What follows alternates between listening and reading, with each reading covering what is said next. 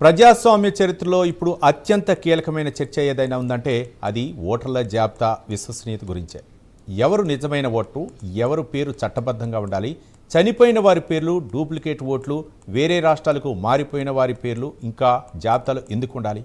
ఈ ప్రశ్నలన్నిటికీ సమాధానంగా ఎన్నికల కమిషన్ తీసుకొచ్చిన ప్రక్రియే స్పెషల్ ఇంటెన్సివ్ రివిజన్ అంటే సార్. ఈ ప్రక్రియ చుట్టూ దేశవ్యాప్తంగా పెద్ద రాజకీయ దుమారం రేగింది. ప్రతిపక్షాలు దీన్ని ఎన్ఆర్సీ తరహా ప్రక్రియగా విమర్శించాయి. లక్షల మంది పేదల పేర్లు తొలగిస్తారని ఆరోపించాయి. కానీ చివరికి దేశ అత్యున్నత న్యాయస్థానం సుప్రీంకోర్టు ఇచ్చిన తీర్పు మొత్తం చర్చనే కొత్త మలుపు తిప్పింది.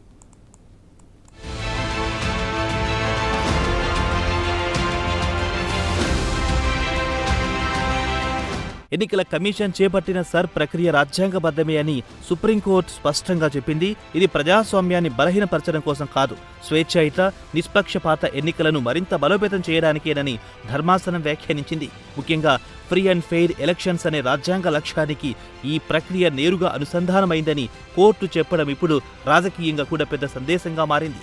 సర్ ప్రక్రియ రాజ్యాంగానికి ఊపిరి పోస్తుందన్న సుప్రీంకోర్టు వ్యాఖ్య ఇప్పుడు దేశవ్యాప్తంగా చర్చనీయాంశమైంది.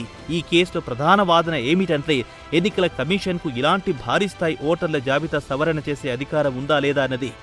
బీహార్లో సుమారు 65 లక్షల పేర్లు డ్రాఫ్ట్ జాబితా నుంచి తొలగించడంతో వివాదం మొదలయ్యింది.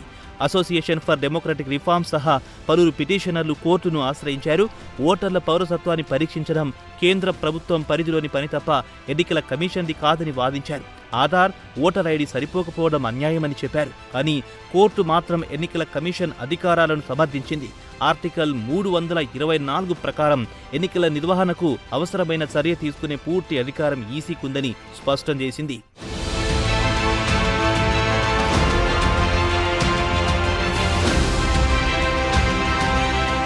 ఇక్కడ గమనించాల్సిన కీలక విషయం ఏమిటంటే సుప్రీంకోర్టు ఈ ప్రక్రియను కేవలం చట్టబద్ధమని మాత్రమే చెప్పలేదు, ఎన్నికల సమగ్రతను కాపాడేందుకు అవసరమైన హేతుబద్ధమైన ప్రక్రియగా కూడా అభివర్ణించింది. ఎన్నికల జాబితా ఖచ్చితత్వం, సమగ్రత, విశ్వసనీయతను పునరుద్ధరించడమే లక్ష్యమని కోర్టు పేర్కొంది. అంతే అసలు ప్రశ్న ఇప్పుడు ఎవరి పేర్లు తొలగించారు అన్నది కాదు, నిజమైన ఓటర్ల జాబితా ఎలా ఉండాలి అన్న దానిపైకి వెళ్ళింది.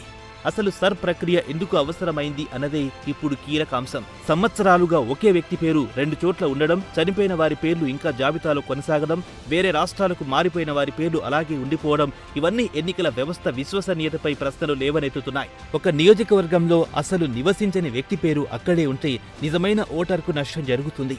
అదే సమయంలో నకిలీ ఓటింగ్, బోగస్ పోలింగ్ అవకాశం పెరుగుతుంది. ఈ పరిస్థితుల్లోనే ఎన్నికల కమిషన్ క్లీన్ ఎలక్టోరల్ రోల్స్ లక్ష్యంగా సర్ను ప్రారంభించింది.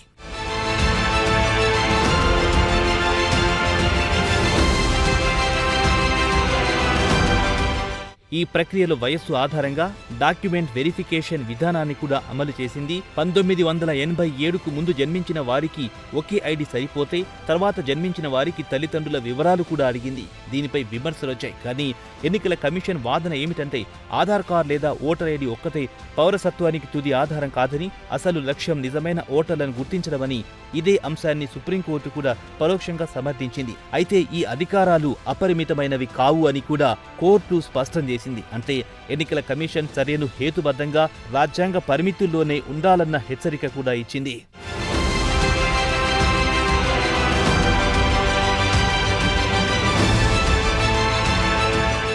ఇప్పుడు ఈ మొత్తం ప్రక్రియ ఫలితాలపై దృష్టి పెడితే ఆసక్తికరమైన మార్పులు కనిపిస్తున్నాయి. బీహార్, తమిళనాడు, కేరళ, అసోం, వెస్ట్ బెంగాల్ వంటి రాష్ట్రాల్లో సర్ ప్రక్రియ తర్వాతే ఎన్నికలు జరిగాయి. ఈ రాష్ట్రాల్లో పోలింగ్ శాతం గణనీయంగా పెరిగింది. తమిళనాడులో దాదాపు 84% పైగా పోలింగ్ నమోదయ్యింది. ఇది రాష్ట్ర చరిత్రలోనే అత్యధిక స్థాయిలో ఒకటిగా చెప్పబడింది. కేరళలో కూడా పోలింగ్ శాతం భారీగా పెరిగింది. అసోంలో 85% దాటి పోలింగ్ నమోదయ్యిందని అధికారిక గణాంకాలు చెబుతున్నాయి. అంటే సర్ వల్ల ఓటింగ్ తగ్గిపోలేదు, అసలు ఓటింగ్లో పాల్గొనే శాతం పెరిగిందనే వాదనకు బలం లభిస్తోంది. దీనికి ఎన్నికల అధికారులు చెబుతున్న లాజిక్ కూడా ఆసక్తికరంగానే ఉంది.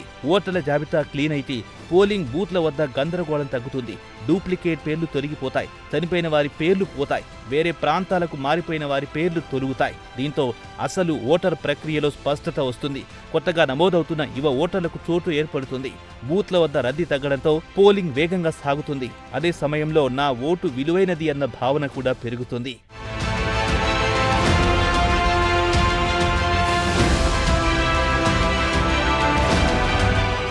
మరోవైపు ఇక్కడ యూత్ ఫ్యాక్టరీ చాలా ముఖ్యమైనది. గతంలో ఓటర్ల జాబితాలో పేర్లు నమోదు చేయించుకోవడంలో యువత ఎదుర్కొన్న సమస్యలు చాలానే ఉండేవి. కానీ సర్ ప్రక్రియలో డిజిటల్ వెరిఫికేషన్, డాక్యుమెంట్ ఆధారిత నమోదు వల్ల కొత్త ఓటర్ల నమోదు వేగవంతమైందని అధికారులు చెబుతున్నారు. తమిళనాడు, కేరళ వంటి రాష్ట్రాల్లో యువ ఓటర్ల నమోదు పెరిగిందని ఎన్నికల యంత్రాంగం పేర్కొంది. అంటే పాత డూప్లికేట్ పేర్లు తొలగడంతో అసలు కొత్త ఓటర్లకు అవకాశం పెరిగిందనే వాదన వినిపిస్తోంది. ప్రతిపక్షాలు మాత్రం మరో కోణం చెబుతున్నాయి. ఓటర్ల జాబితా చిన్నదవడంతో పోలింగ్ శాతం కృత్రిమంగా ఎక్కువగా కనిపించిందని విమర్శిస్తున్నాయి. కొన్ని సామాజిక వర్గాల పేర్లు ఎక్కువగా తొలగించారని ఆరోపిస్తున్నాయి.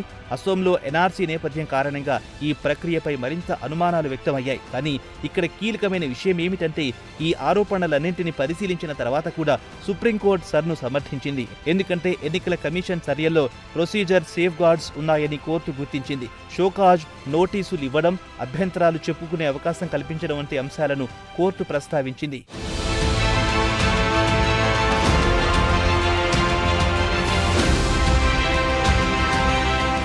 ఇప్పుడు ఈ తీర్పుతో ఎన్నికల కమిషన్కు భారీ నైతిక బలం లభించినట్టయింది. ఇప్పటికే బీహార్, కేరళ, తమిళనాడు, వెస్ట్ బెంగాల్లో పూర్తయిన ఈ ప్రక్రియ ఇప్పుడు ఉత్తరప్రదేశ్, గుజరాత్, రాజస్థాన్ వంటి కీలక రాష్ట్రాల్లో మరింత వేగంగా ముందుకు సాగే అవకాశం కనిపిస్తోంది. ముఖ్యంగా భవిష్యత్తులో దేశవ్యాప్తంగా ఒక క్లీన్ ఎలక్టోరల్ డేటాబేస్ లక్ష్యంగా ఈసీ ముందుకెళ్లే అవకాశాలు కనిపిస్తున్నాయి.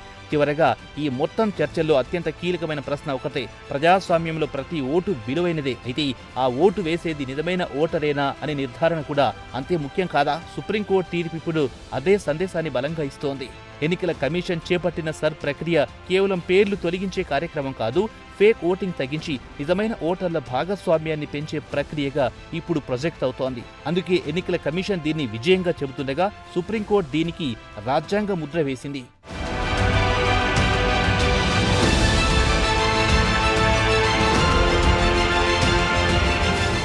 మొత్తానికి భారత ఎన్నికల వ్యవస్థలో ఇప్పుడు క్లీన్ ఓటర్ లిస్ట్ అనే కొత్త రాజకీయ అధ్యాయం మొదలయ్యిందనే విశ్లేషణలు వినిపిస్తున్నాయి.